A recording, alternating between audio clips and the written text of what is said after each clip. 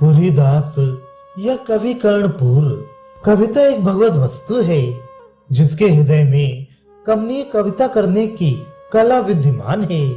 उसके लिए फिर राज्य सुख की क्या अपेक्षा, इंद्रासन उसके लिए तुच्छ है। कविता गणित की तरह अभ्यास करने से नहीं आती, यह तो अलौकिक प्रतिभा है।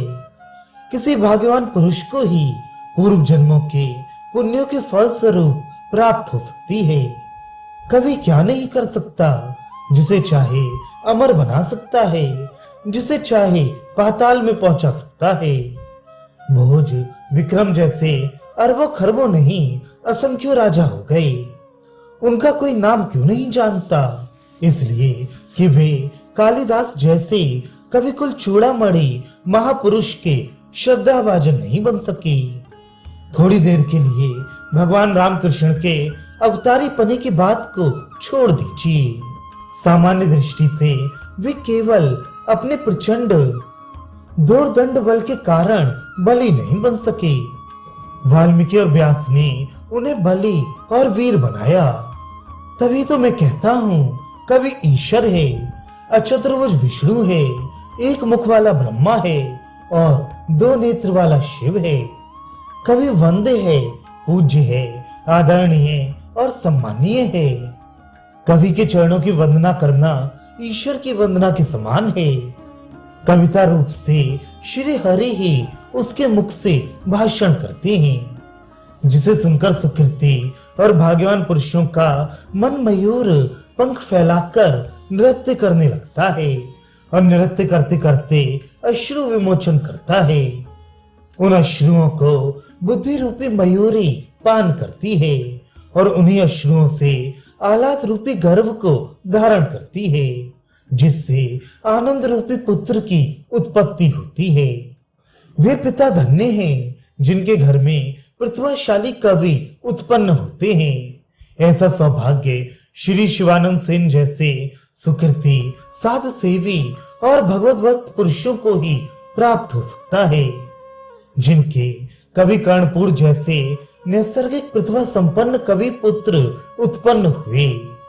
कविता का कोई निश्चय नहीं, वह कब परिस्फुट उठे। किसी किसी में तो जन्म से ही वह शक्ति विद्यमान रहती है। जहाँ ये बोलने लगते हैं वहीं उनकी प्रतिभा फूटने लगती है। कवि कर्णपुर ऐसे ही स्वाभाविक कवि थे। महाप्रभु जब संन्यास ग्रहण करके पुरी में विराजमान थे, तब बहुत से भक्तों की स्त्रियां भी अपने पतियों के साथ प्रभु दर्शनों की लालसा से पुरी जाया करती थीं। एक बार जब शिवानंद सेन जी अपनी पत्नी के साथ भक्तों को लेकर पुरी पधारे, तब श्रीमती सेन गर्भवती थी। प्रभु ने आज्ञा दी कि आपके जो पुत्र हो उसका नाम पुरी गोस्वामी के नाम पर रखना। प्रभुभक्त सेन महाशय ने ऐसा ही किया। जब उनके पुत्र हुआ तो उसका नाम रखा परमानंद दास। परमानंद दास जब बड़े हुए तब वे प्रभु दर्शनों के लिए अपनी उत्कंठा प्रकट करने लगे। इनकी प्रभु परायणा माता ने बाल्यकाल से ही इन्हें गौर चरित्र रटा दिए थे और सभी गौर भक्तों के नाम कंठस्थ करा दिए थे। इनके पिता प्रतिवर्ष हजारों रुपए अपने पास से खर्च करके भक्तों को पुरी ले जाया करते थे और मार्ग में उनकी सभी प्रकार की व्यवस्था स्वयं करते थे। इनका घर भर श्री चैतन्य चरणों का सेवक था। इनके 3 पुत्र थे, बड़े चैतन्य दास, मंझले रामदास और सबसे छोटे ये परमानंद दास, पुरीदास या कर्णपुर थे। परमानंद दास बालकपन से ही होनहार, मेधावी, प्रत्युत्पन्न मति और सरस हृदय के थे। इनके बहुत आग्रह पर वे इन्हें इनकी माता के सहित प्रभु के पास ले गए।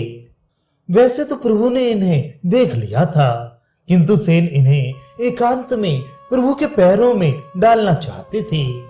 एक दिन जब महाप्रभु स्वरूप गोस्वामी आदि 2-4 अंतरंग भक्तों के सहित एकांत में बैठे श्री कृष्ण कथा कह रहे थे, तभी सेन महाशय अपने पुत्र परमानंद पुरी को प्रभु के पास लेकर पहुंच गए सेन ने इन्हें प्रभु के पैरों में लिटा दिया।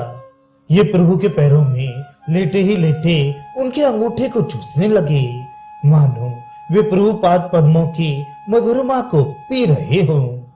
प्रभु इन्हें देखकर अत्यंत प्रसन्न हुए। उन्होंने पूछा, इनका नाम क्या रखा है?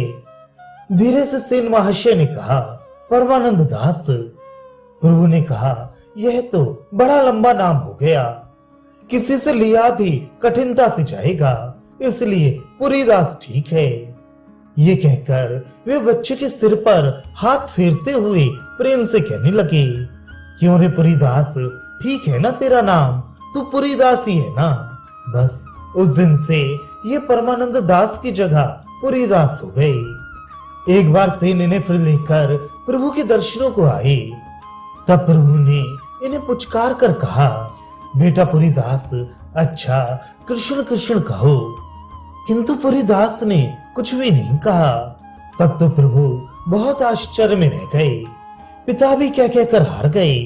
प्रभु ने भी पुचकार कर कई बार कहा, किंतु इन्होंने कृष्ण कृष्ण कहा ही नहीं। तब तो पिता को इस बात का बड़ा दुख हुआ कि हमारा ये पुत्र अभक्त होगा क्या?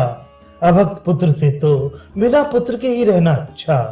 प्रभु भी आश्चर्य करने लगे कि हमने जगत से श्री कृष्ण का नाम लिवा लिया, इस छोटे से बालक से श्री कृष्ण नहीं कहला सके। इस पर स्वरूप गोस्वामी ने कहा, यह बालक बड़ा ही बुद्धिमान है।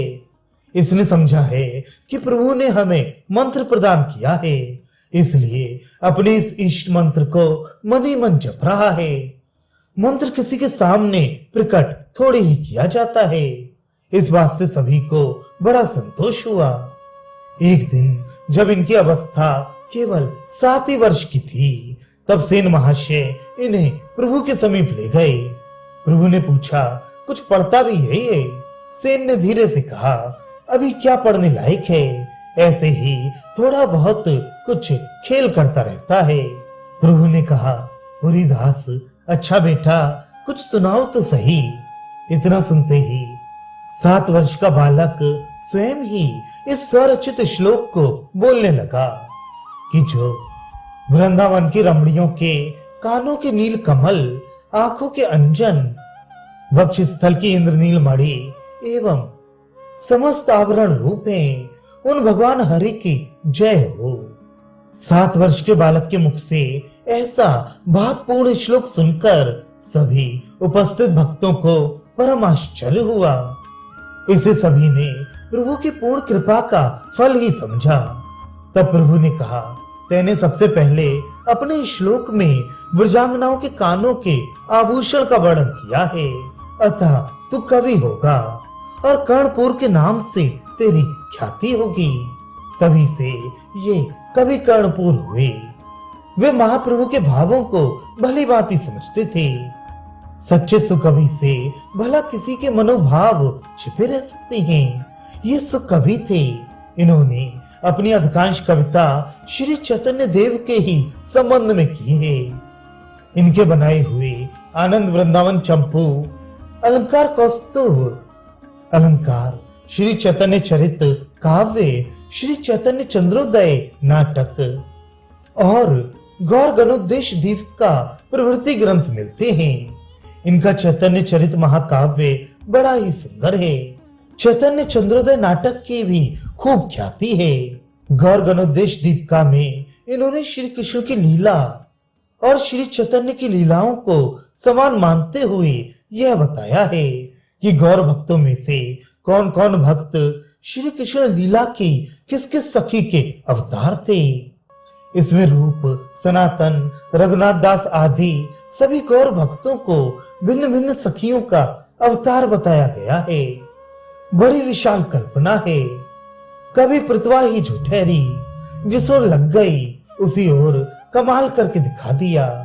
अपने पिता के संबंध में ये लिखते हैं कि पहले श्री कृष्ण लीला में वीरा नाम की दूती जो सभी गोपिकाओं को श्री कृष्ण के पास ले जाया करती थी, उसी वीरा दूती ने अब मेरे पिता श्री शिवानंद सेन के रूप में अवतार लिया है।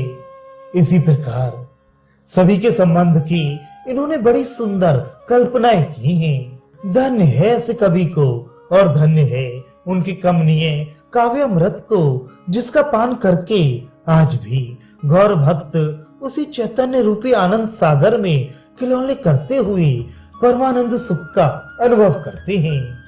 अक्षरों को जोड़ने वाले कवि तो बहुत हैं, किंतु सत्कवि वही है जिसकी सभी लोग प्रशंसा करें, सभी जिसके काव्यामृत को पान करके लट्टू हो जाएं।